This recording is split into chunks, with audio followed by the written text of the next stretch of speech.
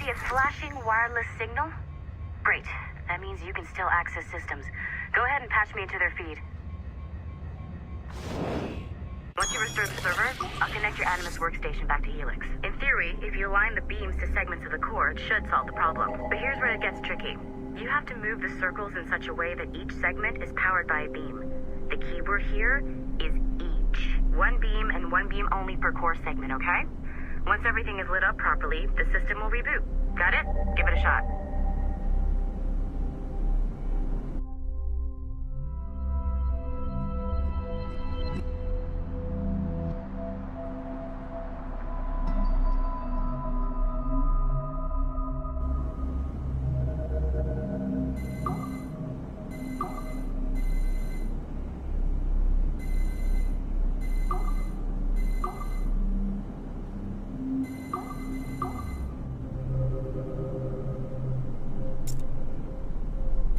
Good job. This core wasn't too complex, but rebooting the advanced hardware in the rest of the building will require more work.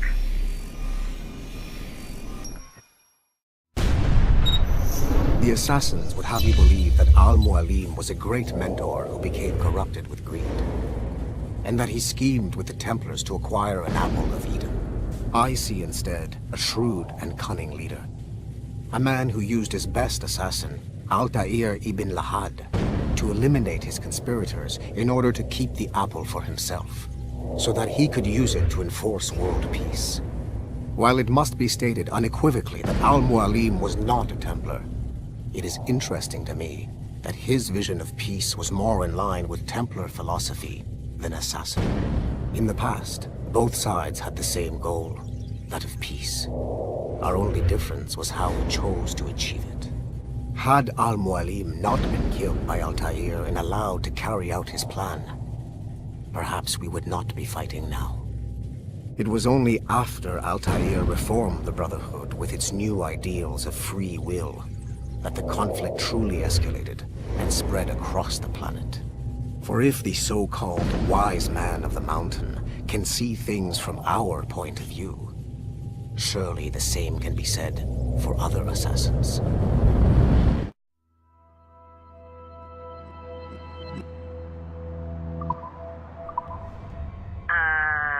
Okay, so I'm not sure you're supposed to see that. You should just get back to your Animus.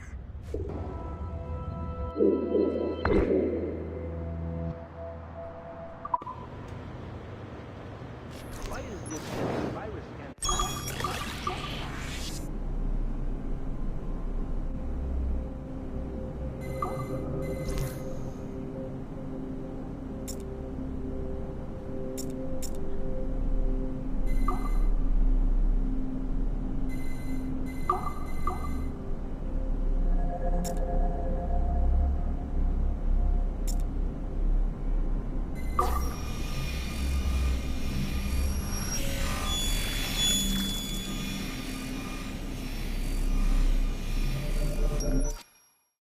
Following the Great Purge of 2000, William Miles became the de facto leader of the Assassins. A cunning and ruthless strategist, he trained several agents who infiltrated Abstergo, including Clay Kazmarek and Lucy Stillman. In late 2012, I captured William Miles in Cairo and delivered him to Warren Vidic in Rome. Miles' son, Desmond, attacked Abstergo, killed Vidic and Master Templar Daniel Cross.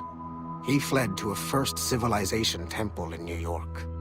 On December 21st, Desmond Miles was killed inside the precursor structure. The grieving William Miles went underground and left the Brotherhood in the hands of Gavin Banks. Banks led a small team across the globe, attempting to rebuild assassin cells. We have confirmed sightings in Kyoto, Moscow, and Paris. Miles resurfaced in late 2013, and we have confirmed his involvement in the infiltration of Abstergo Entertainment Montreal by the assassins Sean Hastings and Rebecca Crane. Both Miles and Banks remain at large. Agent Acosta has tasked the Akashic satellite Plexus to sweep the planet for traces of assassin activities. We have yet to locate them.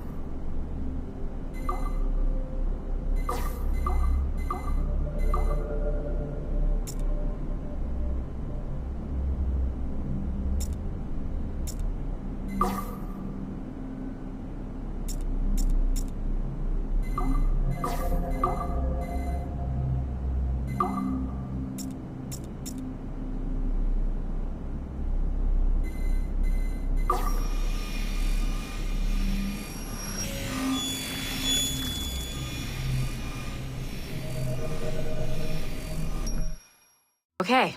The numbskull is in another Animus session, and I've required caffeine. All is right with the world. Good. This isn't really your kind of mission, is it, boss? Every mission is important in its own way. Still, I bet you'd rather be out with the rest of the team, hunting Sean Hastings or something. Wouldn't you? Hell yeah. I want a front row seat for that show. Any word from Sorkin? He's scheduled to update me in 43 minutes. Good. Can I ask you something? Of course. What's it like, using an Animus?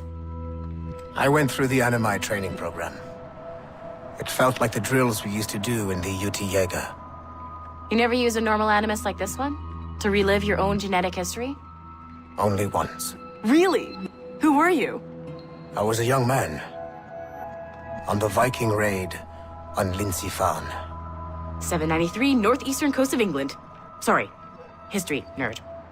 So, how was it? It was summer. Good sailing weather. The monastery was a center for religious studies, and we crashed into the city like a tidal wave. And? We pillaged and burned. They thought we were demons. The details of the memory were so vivid.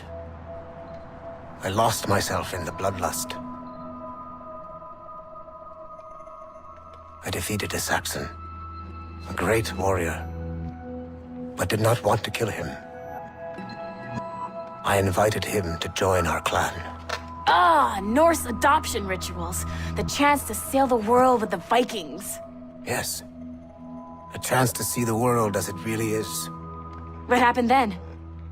He wept. Then he cried out that God had abandoned his people and that nothing remained but chaos. I felt such pity for him. I killed him without a second thought. After we're done here, are we gonna have to kill the numbskull? We will see.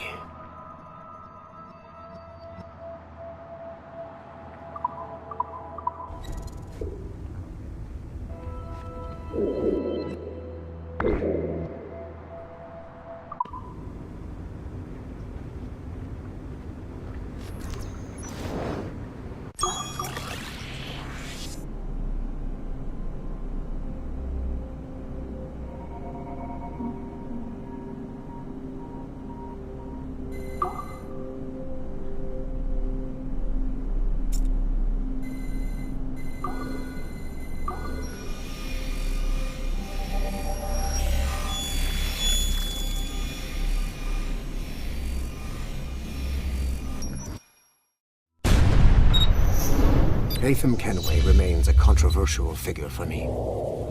I have great respect for him. After all, he was the Grand Master of the Colonial Rite, charged with finding a precursor site. Haytham was cunning and ruthless, but he had a streak of emotional weakness that ultimately triggered his downfall. He lost his father when he was a child, and the British Grand Master Reginald Birch raised him to become a Templar Knight. Haytham eventually learned that his father, Edward, had been an assassin. That he chose to stay a Templar, rather than follow in his father's footsteps, indicates to me that he believed he was already on the right path. When Haytham discovered that Birch was the one who murdered his father, he and his sister killed him in revenge. I believe this was the beginning of his downfall. Templars kill for efficiency, not petty emotions. When he discovered that his son Connor was an assassin working against him in the colonies, the same emotional weakness stayed his blade. A pity Connor did not show him the same mercy.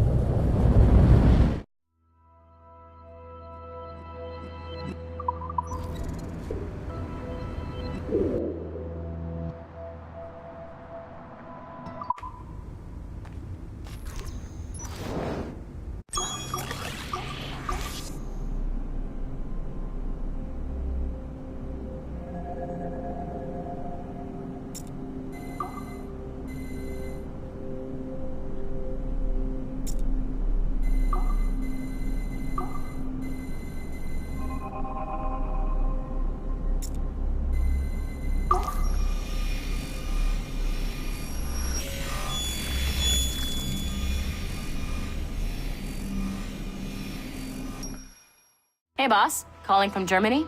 Yes, I am in Essen, searching for an artifact called the Ankh of Isis. Can you tell me anything about it? Give me a minute to fire up my machines here. Okay. Not much. There's an obscure file from the data dump scanner that mentions it. It was allegedly 14th century Germany, where an assassin named Lucas Zergberg fought a Templar offshoot called the Brothers of the Cross. Huh, how original. That's the file that led me to this bland shit pile. Is there anything else? Anything outside of Abstergo official records? Nobody's ever seen the thing. There's all kinds of stories about its history, from Roman Gallia, Egypt during the Middle Ages, and even a cell of modern-day assassins. Oh, and it apparently raises the dead.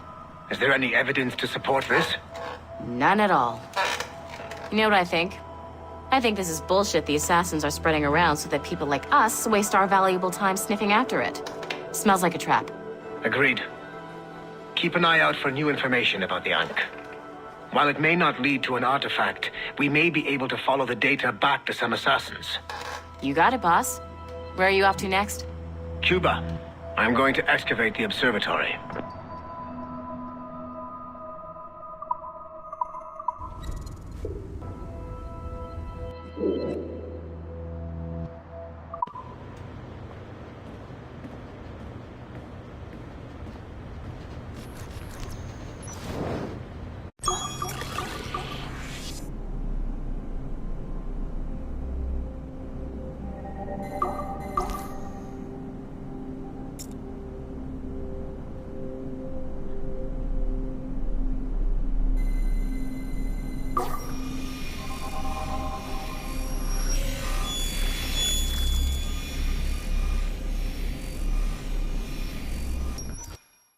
Given the nature of our current investigation, I have been looking at other assassins who, despite themselves, have helped the Templar cause. The first is Clay Kazmarek, who infiltrated Warren Viddick's Animus project in Rome. He became the project's Subject 16. Kazmarek's rich ancestry helped Viddick to identify the Renaissance assassin Ezio Auditore as a person of interest. Driven mad by overexposure to the Animus, he committed suicide. However, Kazmarek may have unexpectedly become useful again. While in the Animus, Subject 16 came into contact with the first civilization entity known as Juno. Perhaps studying his bizarre Animus experiences can help us find a way to deal with the looming threat Juno promises. With Subject 16 out of the picture, Viddick needed a replacement. Desmond Miles, a runaway assassin, was captured in September 2012 and was used as Animus Subject 17 to further the search for an Apple of Eden. He managed to escape and uncovered an imminent threat to the planet. A solar flare similar to the one that wiped out the precursor race over 75,000 years ago. Desmond Miles also reactivated a first civilization temple in New York and used it to save the world, but it cost him his life. Abstergo recovered his body. In death, Desmond Miles became Sample 17, and his valuable genetic data was uploaded to the cloud servers in order to benefit all branches of Abstergo. Whether they live or die, we must continue to find ways to make the assassins work for us.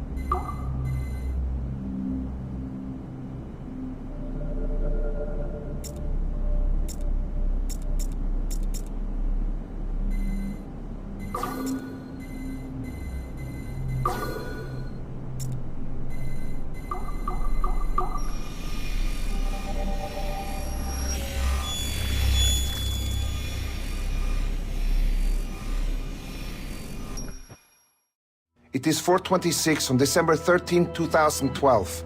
Debriefing of Sigma Team's Cairo operation. Debriefing conducted by Abstergo psychiatrist Tibor Hashek, Level 7, and Director of Operations Letitia England, Level 9. State your name and rank for the record. Juhani Otzoberg, service number OP-114-8506-B, Master Templar. How would you classify the result of your Cairo mission, Master Berg? I would call it a complete success. The new Sigma team performed admirably. That's going a bit far, don't you think? The target, William Miles, was apprehended and the first civilization artifact was retrieved. Both were handed off to Warren Vidic without incident. May I ask how you would rate the mission? We're pleased with the results, but not with the methods with which you achieved them. I see. May I ask why? You went off mission. You were supposed to apprehend the target at the airport, not at the museum. When the target emerged from the plane, he was posing as a tour guide for a class of high school students on a field trip. A member of Sigma Team informed us you aborted the mission then and there.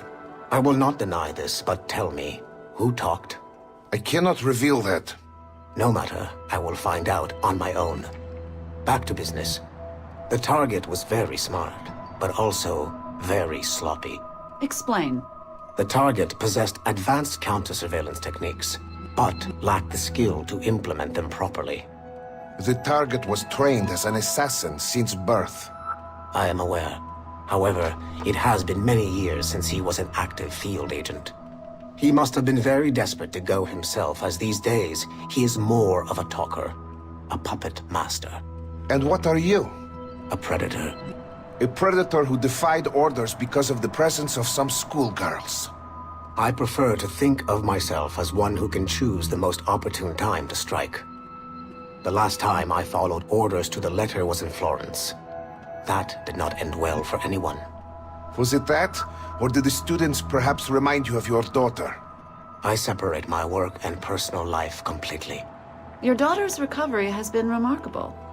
I do hope her progress continues. Please, don't. I beg your pardon. I find your attempt to threaten my child vulgar and unnecessary. Explain. Abstergo's pharmaceuticals have given my child a chance at a life free from pain. And I have at last found what I believe to be my calling in life. And for that, we expect obedience. For that you have my loyalty. The involvement of the children in Egypt compromised the original mission. Nothing more. We already have one Master Templar that we can barely control. I don't like the idea of having two loose cannons out there. With all due respect to Master Cross, while he is gifted, he is mentally disturbed. We mean no disrespect, but after losing your team in Florence, we felt a need to keep a close eye on you. I achieved all mission objectives, and achieved them without bloodshed. So my only question for you is, am I in command of Sigma Team or not? As you said, the results were impeccable. Then I believe this meeting to be at an end. I request permission to leave. Do you have something more important to do? I am going to find out who among my team talked to you. I will not tolerate that kind of insubordination. I think we can stop here. The briefing ended at 4:34. Transcript to be sent to Alan Ricken for security clearance.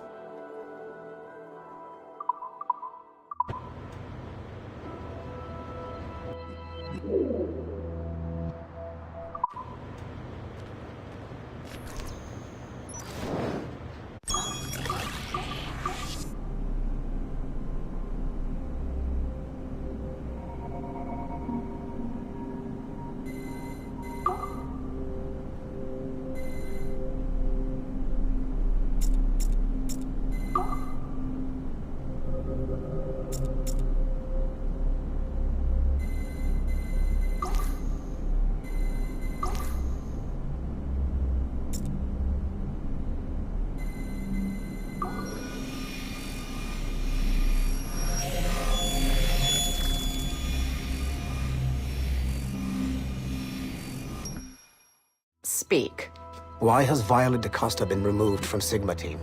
I'm reassigning our assets as I see fit to align with the goals of the Phoenix Project. The Phoenix Project? Sigma Team would be of more use hunting down the remaining assassins. Let Delta Team hunt precursor relics instead. Those relics are the key to sequencing first civilization DNA. Accomplishing that goal will in turn make the assassins even less of a threat than they are now. Be that as it may, Agent DaCosta should not be wasted on something like Abstergo entertainment. Last year's fiasco with the Sample 17 project showed me that Abstergo Entertainment is more than just a disposable subsidiary. It's the best resource we have to finding new pieces of Eden. It is a weak link that has been compromised by our enemies time and time again. All the more reason to have Costa secure their access to the cloud servers. We're confident that Melanie LeMay won't fuck it up, like Olivier Garneau. Bringing a civilian like that into our ranks is also unwise. Time will tell with Miss LeMay, but she handled the John Standish situation with an even hand. She helped us discover the existence of sages, and in doing so, has done more for Phoenix than you have, Mr. Berg. She also continues to ignore the presence of the instruments of the First Will within her operation. Those whack jobs are actually useful to us for now. They're a cheap source of relics we can exploit. If they become too much of a problem, we'll deal with them with the same efficiency we deal with the assassins. Giving the assassins time to regroup is a tactical mistake. We should strike them now while they are at their most vulnerable. We value your passion and expertise, Mr. Berg, and your concerns have been noted. Now pack your bags. You've got a busy year ahead of you.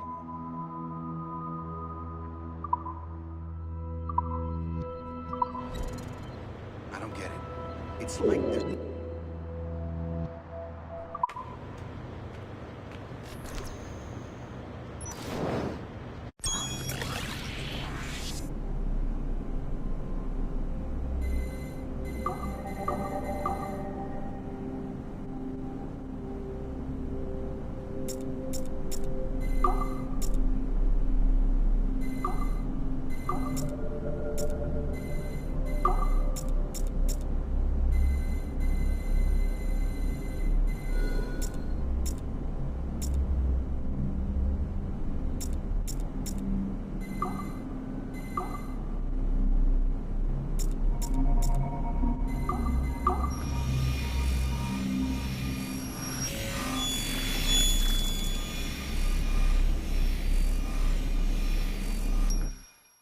Details of Harlan T. Cunningham's life were difficult to acquire, as many traces of his identity before becoming an assassin were altered or erased by Gavin Banks.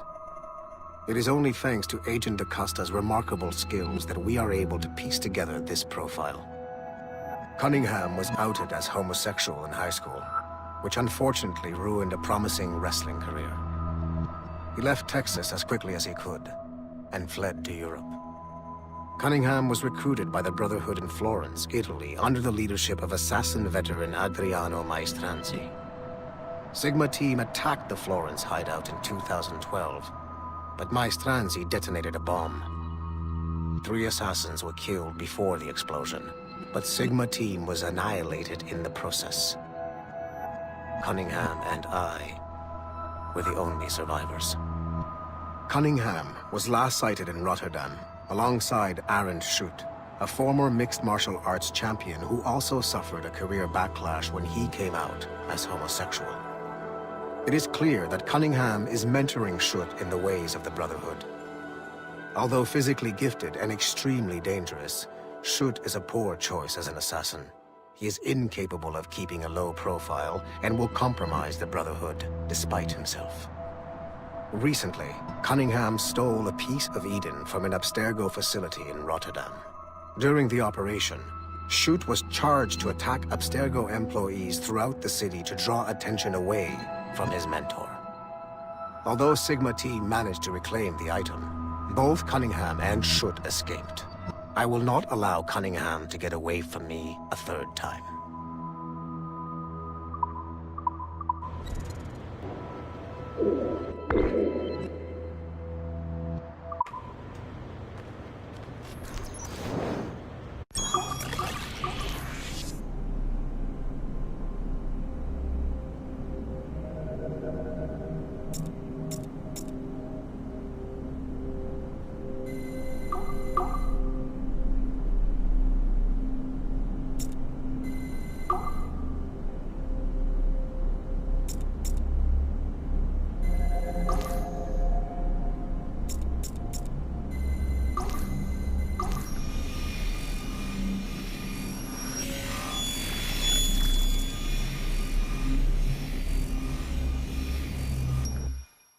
Field Report, Phoenix Project.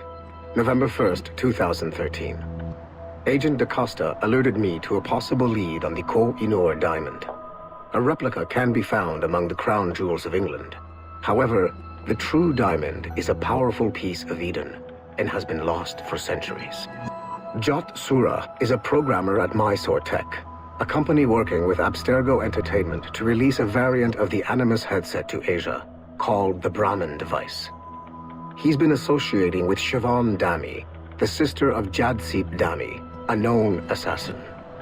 Could the Brotherhood be using the Brahmin device to locate the Koh-i-Noor? Until we have more evidence, I have decided to use a local Abstergo strike force rather than mobilize Sigma team. Update, November 3rd, 2013. Jot Sura was abducted outside of Dreamland Studios in Mumbai. He was seen being forced into a van by Siobhan and Jadseep Dami. This confirms my suspicions. The assassins must be using Jot Sura's genetic memories to locate the Koh-i-Noor. I have authorized the local Abstergo soldiers to engage and eliminate the assassins, with instructions that the Brahmin device must be kept intact. I am en route to India. Update, November 4th, 2013. I arrived in India too late. Our strike team engaged the assassins in 2 separate conflicts. The body of Siobhan Dami was found at the first site, but her remains were too badly damaged in an explosion to collect any genetic information. I found the Brahmin device at the second site, but after reviewing the genetic memories recorded within, I am relieved to find that Jot Sura's bloodline was a dead end. The real Koh-i-Noor diamond remains lost to both sides. Jadseep Dami escaped, which means we must monitor this new assassin activity in India closely. I am closing this file and proceeding to my next mission.